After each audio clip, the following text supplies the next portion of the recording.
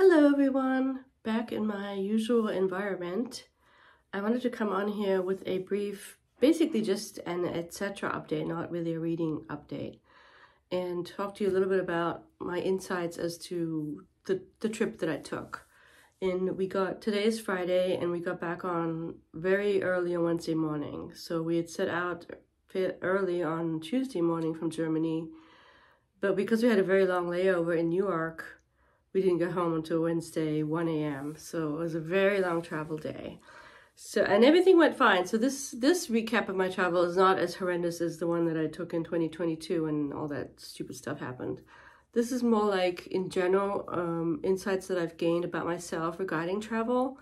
And as I kind of feared, but repressed, the whole entire trip, on the one hand, I'm very glad I took it because of the insights I gained. On the other hand, it really kind of was beyond my abilities for the most part, all of it, the whole thing. And I can sort of see that looking back on how much I thought about it beforehand. And that's not to say that anything terrible happened, except that I got minor illnesses twice. Like I got a cold in London, as you saw on Vlogmas, and then I remember very distinctly setting out to our lovely, delicious meal of raclette. The little pans of food that you get, it's a Swiss thing that Germans do on New Year's Eve. I felt the little scratchiness in my throat, so there had only been a very short time between when we returned from London until that other cold developed, which is just an indication of me being existing beyond my limits. And these are minor illnesses. I test for COVID. It's not COVID, but they're respiratory things that I need to be aware of and catch. And also the whole tedious stuff about my issue with my tongue from last year. The weird thing is that for a while it disappeared, but then now it's come back. So anyway, short story is I postponed that because of the illness, because of the respiratory thing. I don't want anything done to me while I'm still recovering from a cold. I just don't think that's smart or fun. Also, I just need to get better, like fully, mentally and physically. And so I would say almost like the main positive of the trip are the insights I gained about my limitations and how. So on the one hand, there's this issue in my life of wanting to go to therapy because I can't read my mother's fiction, which whatever. But there's another issue there that I think I am kind of almost at the point where I might need therapy to admit to myself that I might need a wheelchair or some kind of device and I'm just not there yet. I'm very self-conscious in public, and so I push, I mask, and then what happens is I have these little freakouts where I feel like I'm going to fall on the floor. And they happened a couple of times. Even coming back, it happened once. I had to teach Bill my word, which is, for some reason, the word that I decided I talked to my sister about when I'm just overwhelmed and can't really express how overwhelmed and tired I am. I decided to use the German word for parrot, which is Papagei. And it became a whole narrative because there was at one point where the two women, my friends, were like looking for me and they were freaking out. They said to each other, Papagei, because they couldn't find me. And then I had to teach it to Bill when coming back because we got off the plane in Newark, and Newark is just terrible because you have to go through immigration and it takes forever. And then you have to get your luggage. And then you have to find where to check it again, your big luggage, and then you have to go through security again. So all the stuff that you've taken out on the plane and rearranged has to go back into little pouches, whatever, so you can go through security. And the people at the TSA in Newark were mean. They were shouting and unclear in their instructions. It made me sort of, because the German people had this really neat way of, like, with the bins and everything, was very efficient, and they were sweet. They weren't mean. They were shouting at us. And the thing is, when you're coming, if you're fresh for travel, you kind of can brace yourself up. But I was so tired, and just from the long trip, to have these people shouting at me was kind of hard. And, you know, I've already said I'm kind of highly sensitive. So we get through that, and at that point, I was very, very tired, and Bill was very hungry. And so there was this sort of, he was hungry and I was tired. I just wanted to just sit and regroup. And I had to teach him Papagei. I was like, Bill, I'm at the point where I might fall down. So the upshot, which is kind of interesting and sad, but so I had a pass to the lounge because of having a card, and he doesn't have that. And he didn't want to spend the money on the one-time pass because it's not really worth it. But I just went in on my own, and he went and got food. And in a way, that was the best thing to do, for us to split up, and he to self-care for him and me to self-care for me, which was... The lounge is so funny. I have such a sort of conflicted view of it, because I do think the people in there seem kind of like snobby and, oh, we're special, we're different, we're in this special place that the normal people are not. I kind of hate all of that kind of stuff. On the other hand, for me and my limitations, it really was helpful. I could sit down, get a cup of coffee for free, just go, you have to go and get your own stuff, but just rest and get a little bit of bites to eat. Like they have like little plates of stuff. I mean, if you know, you know, if you know about the lounges. And so it helped me.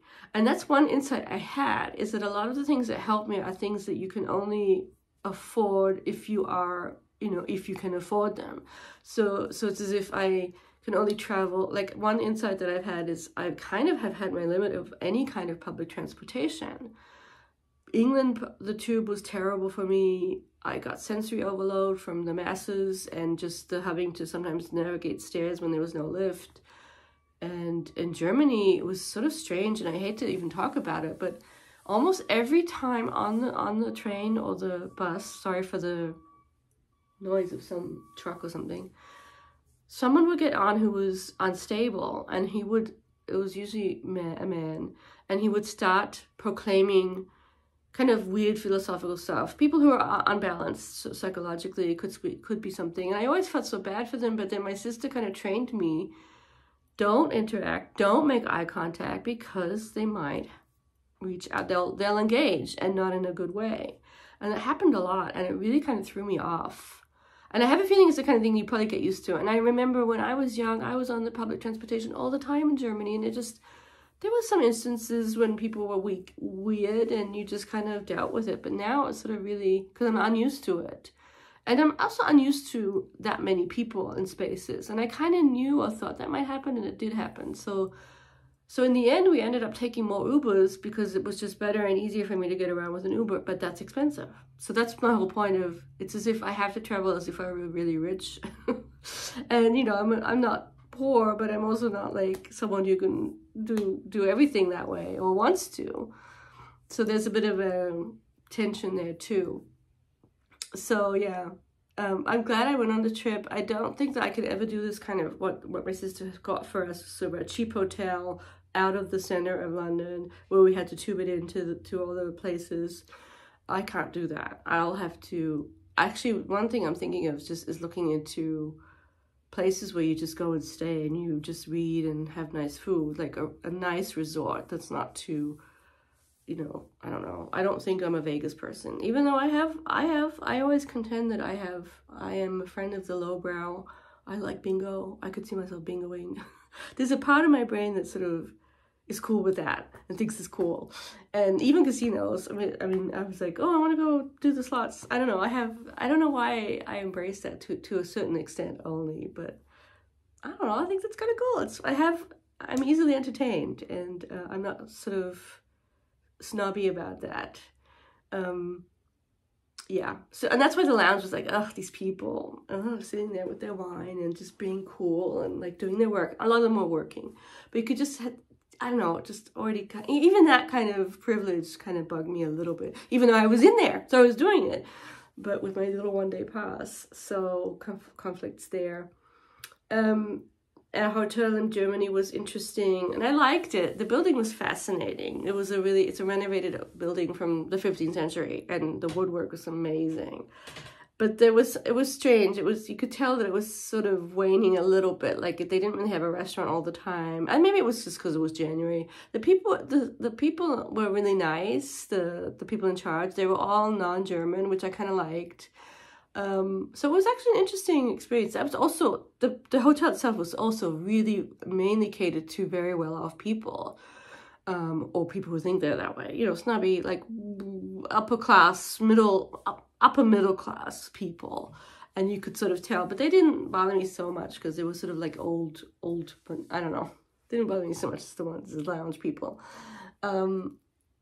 And I thought I did well when I switched rooms and smuggled in the Nespresso machine from the wrong room, and no one said anything. They don't care. So yeah, and all in all, I don't think I can do a trip like that again. And I actually don't really feel like traveling at all. I'm very much aware that for me, with my limitations, the life I have set up for myself, including the work I do at my university, I can manage that. I mean, the spring semester is going to be rough. And also like the coming weeks with all this stuff I have to have done. But it will be manageable in a way that the travel sometimes wasn't. And that's an insight that I have. So I will travel again. I think the next trip to Germany will be short and sweet and just me. Like I'll go for 7 days. There's a nice hotel near the train station that's just kind of convenient. But I might even Uber it up to where my sister lives as opposed to walking, although I could probably walk it. Anyway, so the next, and that won't happen for probably not until maybe next Christmas. I don't know, we'll see. So that's my little travel insights. And then some channel things. I'm going to the next video, which I'll probably do sometime today. So I do my top reads of 2023. I only read 41 books and I'm okay with that. Some of them were really long, a lot of them were on audio. And I'm still going to do my top 20, and I do it in 2 parts, 20 to 11, and then 10 to 1. And I have it all set up. I mean, I have the list, and it's a very me list. It's eclectic. I have a lot of thoughts about what it's just a little bit frustrating that I don't get to read as many things as I would like. So, and I'm sort of torn in all these different directions. So I don't really have an exact TBR, but I have things I want to get to. I have all my books on here that are unread. They start right there, the Herta Müller. This is all the ones down here are TBR too, so I could definitely read my own shelves, and I will try to do that too. But I'm not doing. If I want a new book that's not on my shelf, I'm just gonna get it. Yeah, so that's my little channel update, and then after the top 20, I'll go back to weekly updates, weekly etc. updates, and I'll take you along for the ride. I enjoyed doing Vlogmas. It was kind of weird that I was sick in London, so I had those weird ones where I'm lying on that bed. But to be honest, I'll cherish the memories of that weird little room that we had, and all the memories of London were it was the great breakfast that you didn't really have in the same way in Germany. In Germany, it was really all about the bakeries, which on the one hand is yummy, on the other hand you kind of get, what I really miss is a nice typical German breakfast with a bread roll with jam and butter, which they don't really have in the stores. In the stores you're getting pastries that are sweeter, or the simple German breakfast with which they had in the hotel. And there was this weird thing, if you ask at reception, it's 24 euros for a buffet breakfast, so that's 25 bucks. And if you pay for it somewhere else, it's 27. She told me this. It's like, oh, that's a big savings, 3 euros. And I just could not bring myself to eat. One time in England, I did the buffet, which was also expensive. I don't think it was 24 euros expensive. It was a lot of pounds, but I really needed good, nutritious food that was easy to get to. And then, so on that day, I did that. But the 24 euros for buffet breakfast, come on, guys. I mean, that's like, I can't do that. We would run out to the bakery and get baked goods and their little cappuccinos, and then we had our own coffee thing, and that was fine. So yeah, I'm very glad to be back with my kitties, and I will talk to you soon. Thanks all for watching. I'm glad I have you all here, and I really missed. So it was really great connecting to all my family and my, mainly family. And my 2 close friends from school. That was actually a really great day when I went to my hometown, which is between Frankfurt and Darmstadt, and hung out with my 2 friends in a Thai restaurant for a long time, reconnecting.